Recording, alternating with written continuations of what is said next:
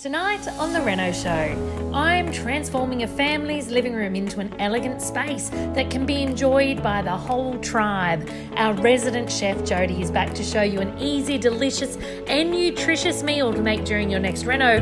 Chloe will reveal how you can bring companion planting into your home, and I will break down what you need to consider when changing up your front door. And stay tuned for an exclusive deal for Reno Show viewers from Alpha Lighting.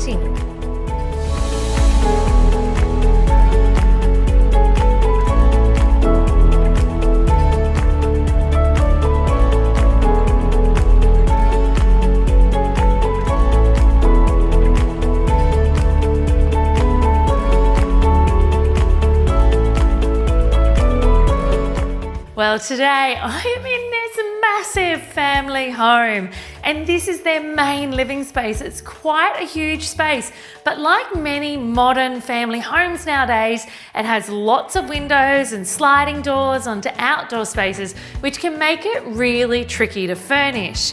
Now, the scope from this family is it needs to be super family friendly. There's a TV on this wall, a beautiful chandelier that I'm left to play with in the back, and I need to make it a space that all of the family, so at least 6, 7 or 8 people, can sit down, enjoy the TV, but they really want that elegant style to it as well. So let's see what I can do. Now, in a space of this size, if we just plonked some lounges and coffee tables into here, it would feel really disconnected because it is so large, and we're going to need to float some of the furniture off the wall. So I'm actually putting in a giant oversized rug. So this is a 4 by 3 meter rug. It is very light in color, but I've made sure that there's not only pattern and color variation across it, there's also texture variation across it. So if there's any little spills or thrills in this house, they will go unnoticed on this rug. Okay, so we've ticked off goal 1. We have this huge sectional corner lounge with a chaise in here. This should easily fit 6 to 8 watching the telly at the drop of a hat. But for me, the room's all a little bit below the waist. There's no interest on the walls, and without light, there is no life. So we need to get some beautiful lights, some functional tables, and some art on the walls next.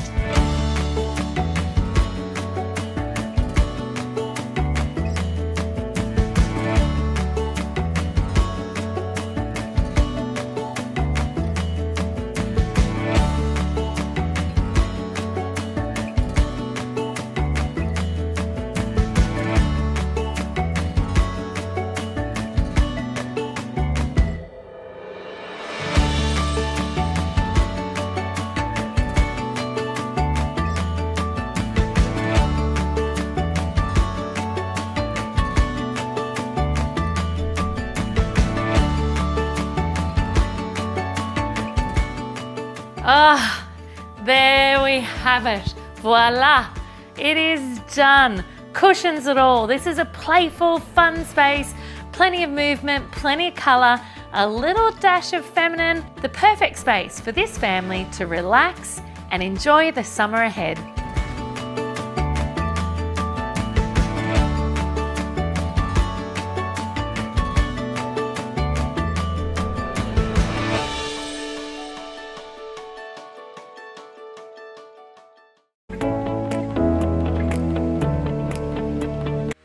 Have you ever tried to cook for your family while your home was undergoing a major renovation? It can be a huge challenge. Our resident chef and creator of Hello Table, Jody Blight, is here to help with her simple and delicious recipes that are ideal for the family whilst renovating.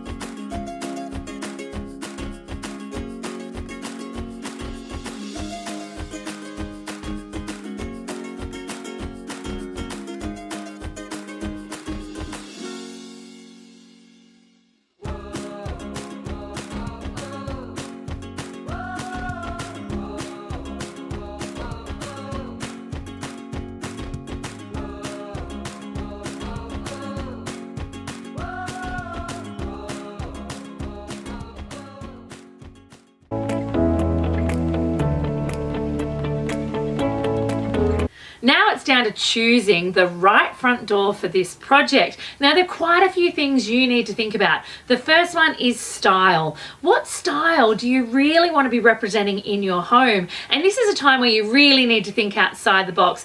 Get on Pinterest, get on Instagram, get online and check out some of the most amazing doors that are available to you right now. It's not just the traditional, really contemporary looking doors like this house already has. The second thing I want you to think about is security. Let's face it, our doors serve a purpose. So always make sure when you're choosing a front door, you're actually choosing a solid core external door.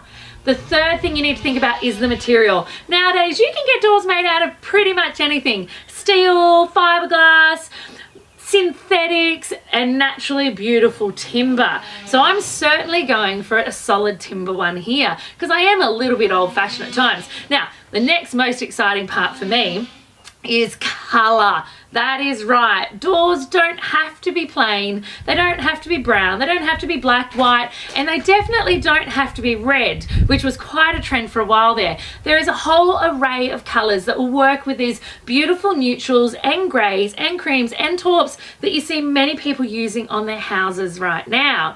There are so many choices available to you, but I have chosen one from Hume Doors. Jump online. They have an amazing door selector online for you to have a look at. Now the one that they were popping into this project is called the Vaucluse. It's actually from a little bit more of a traditional range, and there is a method to my madness, and that is that this house, it's quite a contemporary house. It's around 15 years old, has quite straight lines, and is starting to feel, with due respect, that it's a little bit left in the noughties. It's a little bit left in the 2000s. And so I want to soften it up. I want to work with the gorgeous taupes and beiges that are already on this house and give it that little bit more of a traditional, welcoming and soft feel. So wait till you see this transformation. Voila! It is done. Check this out. Not only is the door installed, but it is a gorgeous soft hue of apricot pink, I think we'll call it. And this gorgeous door from Hume Doors gives a real softness to what is quite a harsh modern exterior.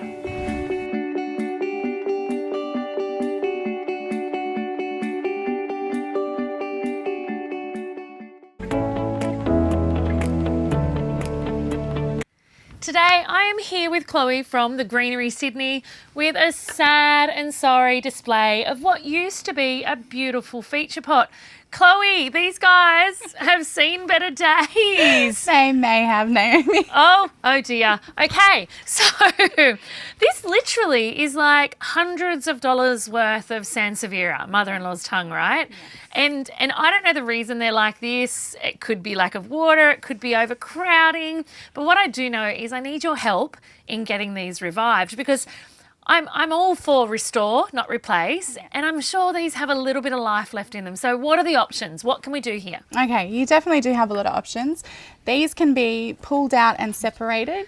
You could take the whole pot. Like the whole pot out? You could do that. Yep. But this is a really large pot. You could either separate them by getting your secateurs and separating the plants and pulling them out. Inside the pot? Yep.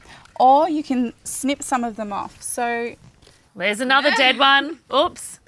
Some of these ones are not looking so great, so you just want to snip them down there. Will that grow? That one won't grow, Okay. but you will. You're still keeping the plant, and you're going to get offshoots coming up from the middle. Okay, so literally I'm getting rid of the parts that have no hope to allow the rest of the plant to have a shot. That's right. So Okay. it's putting too much energy into these ones that are not going to grow. They're not going to do too well. And are They're we not going to be able revive. to revive these in any way? Definitely. So if you snip them. These? Yep. Wow. Okay, what am I going to do? So you can snip them off and you can pop them in water. You can cut them down Okay. and they will grow roots, and say maybe give it 2 to 3 months In the water. in the water, and then you'll be able to repot them back in here. So I can recycle. So I'm not only just rejuvenating. And look at that one. That one's actually beautiful. Yeah, that one's doing fine. That one's doing fine. So now we've given this one a better chance of life. That's right. And now I know you have a plan for the front of the pot too. So I'm going to leave you with this rejuvenation and come back later and see what you've gotten up to. That sounds good. Okay.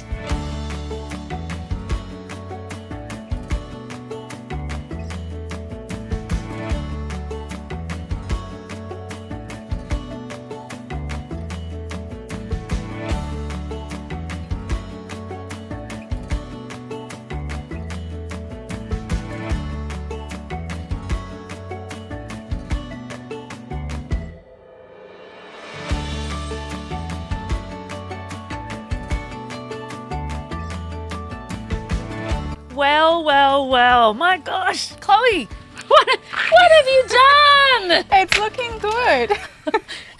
It obviously needed a little bit of a haircut. It did. Quite a lot of it had to come out, but you've still got heaps left. Okay, so you've obviously filled in the bald spot. I did. What's this? So this is a sedum. Okay, help me out there. It's another succulent.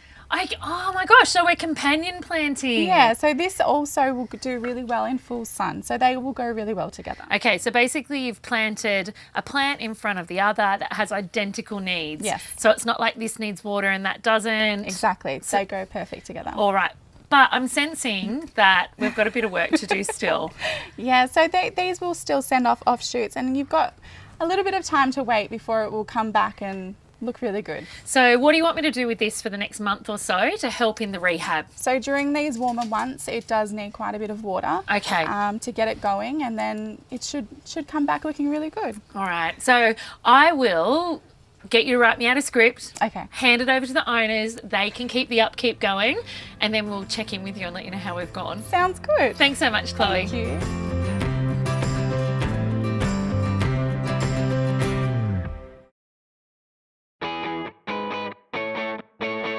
Okay, we're going to get into the nitty-gritty of some of these rooms now, the big end of the market as far as the renovation budget is concerned. Absolutely. I'm assuming. Yeah, absolutely. But let's start with one of the big three, which would be the bathroom. The bathroom. You know what?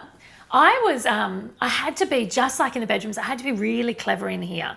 So, And you were, if you'll see by the before and after shots as well. But let's talk people through it. So one of the things that I noticed when I was under the house is that underneath the bathroom was wet. And we hadn't rained in ages, and there was high clearance. So obviously something was going on upstairs. So just to stop you there, we've alluded to this before in the Reno show. If you can get under your property at inspection time, You need to. get under there and have a look around. Don't worry about the dirt and mud that you might get on your knees. Take your torch, get on under your there, chest. have a good look around, because it can save you a fortune. Absolutely. So I immediately knew that I had a leak somewhere upstairs and I need to find it. Bathroom looked great. Like, you look at the before photo, it's like daggy, but you'd be like, oh, what are you talking about, Naomi? What are you going to do in there?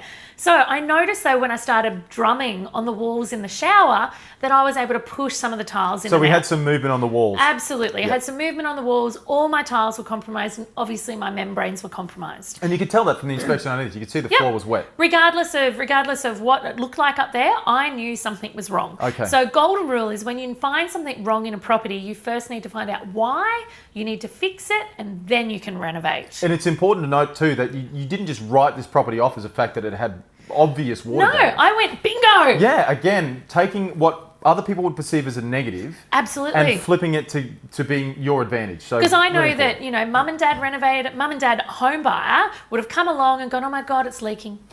Oh my gosh, there's an asbestos roof. So I'm like, bingo, bingo, bingo. So what I needed to do, though, I wanted to only do a part renovation on this bathroom, because, again, tiny budget, and we're going to get to the big dollar end of the renovation soon. And so what I was able to do in here was remove the shower screen. I sold it. Remove the vanity. I sold it. Yep. I did remove it for them, though. So in both of those circumstances, you've got to be really careful about your demolishing. Like, I know that there are some people that go, just get a sledgehammer in. You can actually cost yourself so much money with poor demo. Yep. Really can. Because if you damage the walls beyond what they were already, you then have to repair that when you could have salvaged some of it. And it's important to know too that demolition is often one of those jobs that you don't need a specialist for. That's something that you can do yourself as a Absolutely. renovator. As long as you know it's safe, as long as your power and your water's capped off, and also you're really conscious of PPE naturally. PPE is really, really important. Yep. So in this one, I took the shower screen and the vanity out. It got purchased. I actually left the toilet in situ. The toilet that's there now was the toilet that was there before. And the layout from purchase to sale is exactly the same, isn't it? Absolutely. Yeah. There wasn't a lot of room to move. We had windows, we had doors, and the door was tiny. I actually had to put a hard, full core door in there. Which cost a fortune, but the door was damaged. I needed to replace it, and it was so small I couldn't use a hollow core. Because I would have cut into the cardboard, basically. Yeah, and then the door's opening, part of that door, the wall that the door is on is part of the shower recess too, is it not? Yes, absolutely. So remove the shower screen. I had to remove the tiles off the walls that were already compromised. I had to get the entire bathroom waterproofed all over the floor and naturally in the shower cavity to bring it up to code, so I could have my certificate certificate to pass on. Yep. Really, really important. Yep. I then retiled the floor, retiled those 2 walls inside the shower, new shower screen on, And wall hung vanity. So the good news is... I love that. Yes. The good news was I was doing work on the other side of that wall. And so what I was able to do is get bracings from the kitchen side. Oh, because you've taken the cladding off that side of the house, haven't you? Yes. So you've got access in there to the... Well, no, it was in the kitchen. Oh. So I was able to retrofit to the back of that wall some supports for the Yep. wall hung vanity. Great. And that meant that I was able to make that room feel just that much bigger by putting a wall hung on there. And from a cleanliness point of view, I personally love a wall hung. fantastic. Something you can get under You can and throw clean. a bucket of water Yeah. and clean under there. That's right, because you've just got one permanent floor Yep. area and nothing's touching it except for your shower screen, basically, which is waterproof itself. Exactly. So basically, I was able to just tile the floor up inside the shower, all to code, put in new shower screen, new vanity supported from the kitchen side, Nice big mirror, beautiful big mirror. plenty of So, light and reflection, make it look a bit bigger That's than right. it actually is. Interestingly, when I pulled the vanity and the mirror off, I had some little surprises, which I Uh-oh. could never have accounted for. Such as, it had been renovated previously and it hadn't been renovated well. And so I had lots of holes in walls. I had Okay. old tiles from 40 years ago, Yep. 30 years ago, 20 years ago, in all different states of repair. So the reason that that mirror is so large is actually to help blend it all, Excellent. because I didn't touch the wall tiles. Yes. All- That's important to mention, and you know that from looking at the pictures. Absolutely. Wall tiles remained the same.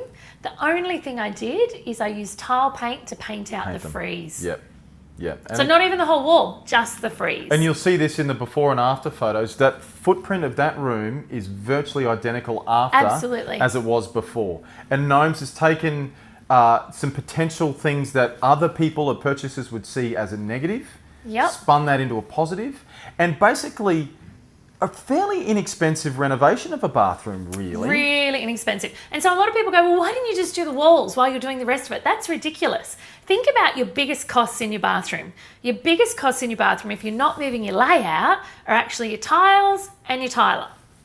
So realistically, by not ripping those walls out, just because I wasn't a huge fan of them, but they were relatively unassuming Yep. white tiles. And they were in good condition. And they're in good condition and they were waterproof. It was all sound. And so realistically, I have cut my trade and my product budget by probably 2/3 by choosing to do that. And not being emotionally attached to what Again. was there. Okay, so That's just right. important, again, I'm just going to lean on that a little bit, but there you go.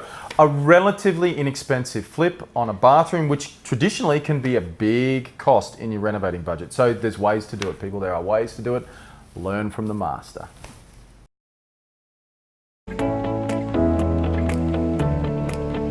Hey, all you Reno Show viewers, for those of you who are crashing on and loving on this Eaton pendant light from Alpha Lighting, just like I am in this front deck makeover, Alpha Lighting have a gift for you all. So now you can secure this beautiful pendant light from Alpha Lighting for under $120 instead of $149, which is over a $30 saving, as well as a great deal on the beautiful exposed globe inside it. So those of you who want to take them up on this awesome gift, all you need to do is click the link in the description below to go straight to the deal.